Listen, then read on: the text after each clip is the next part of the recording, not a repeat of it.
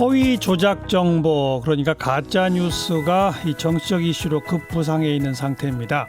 더불어민주당에 이 관련 특별위원회가 만들어져 있는데 이 허위 조작 정보 종합 대책을 발표했는데요.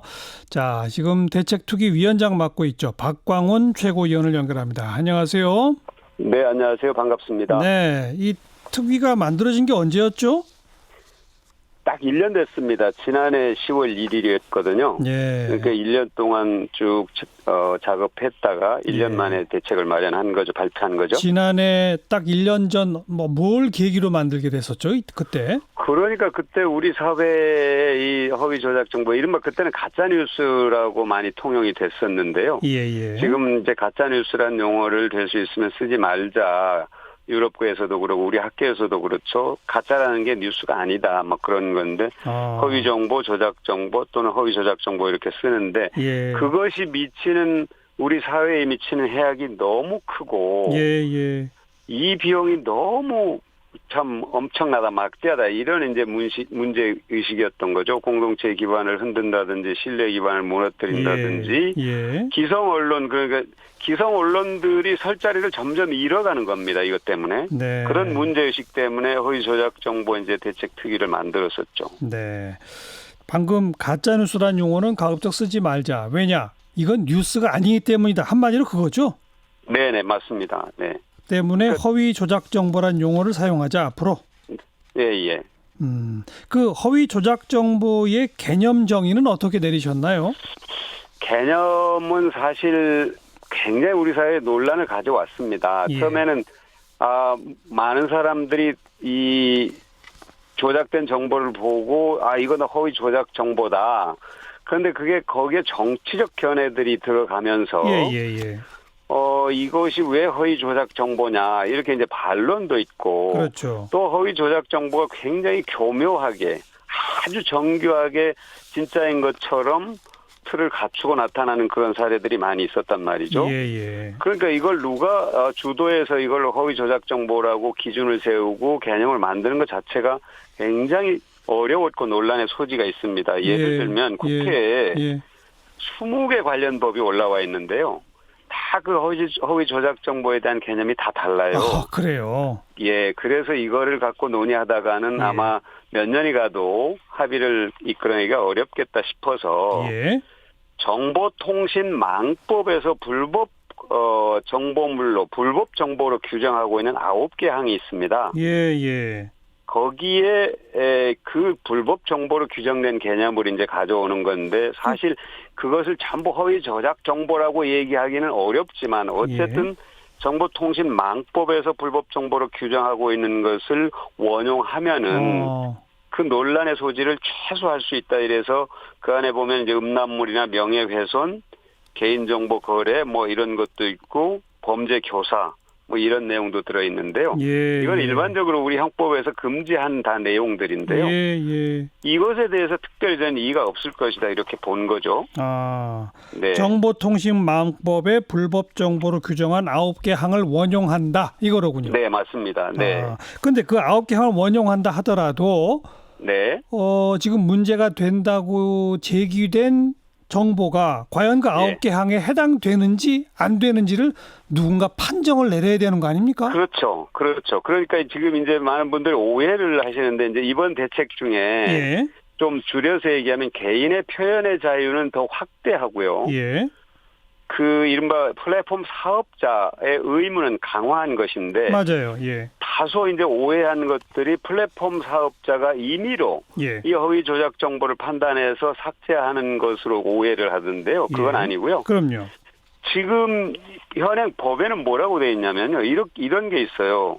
그러니까 이 개인의 명예를 훼손하고 또는 사회적으로 문제가 될 수 있는 내용들은 삭제할 수 있다. 이렇게 규정을 해놨단 말이죠. 근데 이건 굉장히 위험하죠. 그러니까 이게 표현의 자유를 해친다 하는 그런 문제제기가 많이 있어서 이걸 보완을 했습니다. 그러니까 그 플랫폼 사업자가 삭제를 하더라도 이의 신청을 할 수 있도록 해놨어요. 콘텐츠를 내용으로 올린 사람이. 그럼 이의 신청을 하면은 바로 그 콘텐츠를 회복시키고 대신 인터넷 조정위원회라는 것을 온라인 분쟁 조정위원회라는 것을 이제 좀 확대해서 만들 텐데 예. 거기 사회 각계 인사들이 참여를 해서 예, 거기서 예. 판정을 하면은 예. 그것이 플랫폼 사업자에 가고 예. 또 하나의 틀은 방송통신심의위원회가 심의해서 방통위에 통보하면은 방통위가 그 플랫폼 사업자에게 통보해서 삭제하도록 하는 예. 그런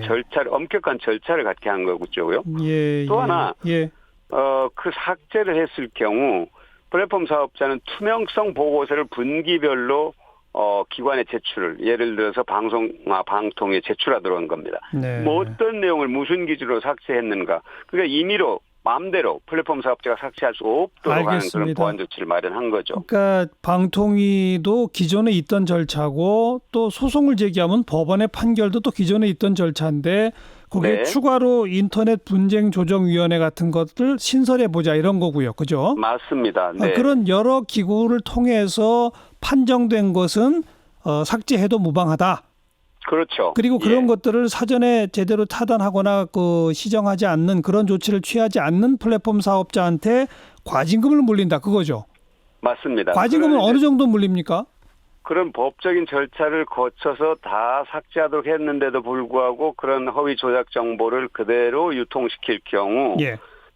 관련 콘텐츠로 인해 발생한 매출액의 10%를 과징금으로 매기는 거죠.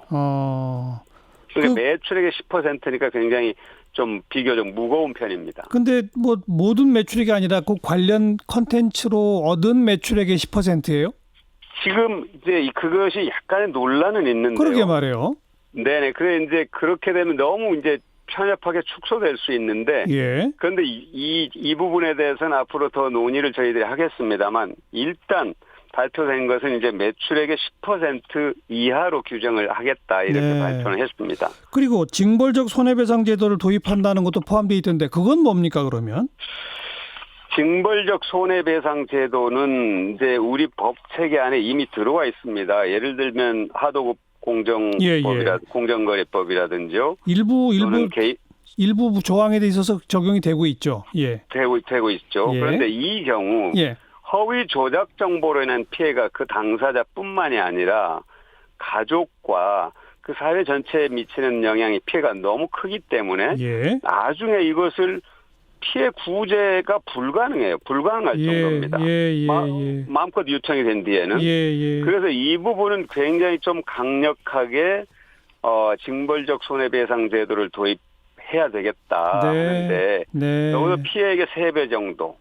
미국에서는 보니까 최근 사례가 한 165억 정도의 피해 대상 판결을 한 사례가 있고요. 네, 굉장히 무겁게 판결 추세로 가는 겁니다. 그러니까 이건 허위 조작 정보로 직접적 피해를 입은 쪽에서 손해배상 청구를 했을 경우 맞습니다. 최대 3배까지의 징벌적 손해배상을 하도록 하자 이거로군요. 네.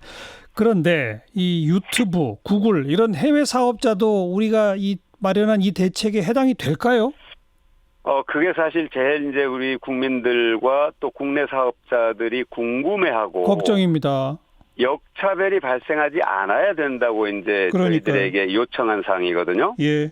독일의 사례를 우선 말씀을 드리겠습니다. 독일은 지난해 1월 1일부터 이런 법과 유사한 SNS 운영 개선에 관한 법을 시행을 하고 있는데 이미 독일에서는 페이스북이라든지 구글이라든지 다 이 법트 안에 들어왔습니다. 그래서 모니터링 요원을 500명씩 고용하고 있고 교육을 시키고 또 보고를 하고 있습니다. 그러니까 우리의 경우도 3월부터 개인정보 보호 책임자에 대해서 국내 대리인 지정 제도를 시행하고 있는데요.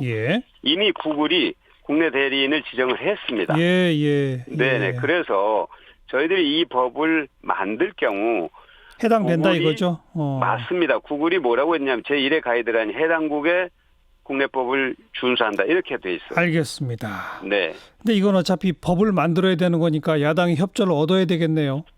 그렇죠. 야당이 말씀드린 것처럼 야당이 내놓은 법이 과학기술 정보통신 그 위원회만 7건이고 전체적으로 하면 굉장히 많이 있는데요. 예. 야당은 매크로 쪽에 관심이 많이 있습니다. 예. 그러니까 이번 대책에 이 우리 당 대책에서 발표한 대책에도 매크로에 대한 강력한 대책이 들어있거든요. 들어있죠. 네. 네, 그러니까 그럼 야당과 그걸 여야가 좀 병합 심리해서 서로 좀 상호 조정하면 처리도 가능하다 이 말씀이네요. 저는 충분히 공감대를 형성해서 합의 처리가 가능할 것으로 기대를 합니다.